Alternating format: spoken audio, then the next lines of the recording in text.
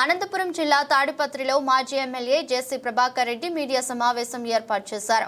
ఈ సమావేశంలో మాజీ ఎమ్మెల్యే జేసీ ప్రభాకర్ రెడ్డి మాట్లాడుతూ వైసీపీ పార్టీ 5 ఏళ్ల ప్రభుత్వంలో ఆంధ్రప్రదేశ్ నాశనం కావడానికి కారణం వైసీపీ పార్టీ గత ప్రభుత్వంలో ఐఏఎస్లు ఐపీఎస్లే అని, శాంతి భద్రతలు అదుపు తప్పడానికి పోలీసులే కారణమని మాజీ ఎమ్మెల్యే జేసీ ప్రభాకర్ రెడ్డి మీడియా ద్వారా వ్యాఖ్యలు చేశారు. మొత్తం నాశనం చేసింది ఆంధ్రప్రదేశ్ నే ఐఏఎస్ ఐపీఎస్. ఈరోజు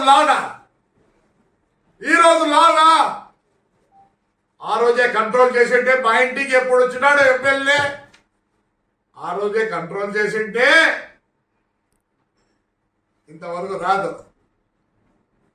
మొత్తం తప్పు చేసింది పోలీస్.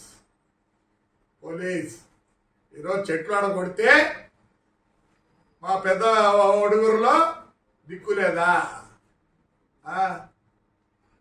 నేను చెప్దాం అనుకున్నా, నేను చేయను. అయితే చెప్దాం అనుకుని పొద్దునమే కొడతారు. ఏం చెప్తారు? కనీసం నువ్వు ఎఫ్ఐఆర్ రాసుకోవా? ఏమనుకుంటారు మీరు? ఏమనుకుంటున్నారు?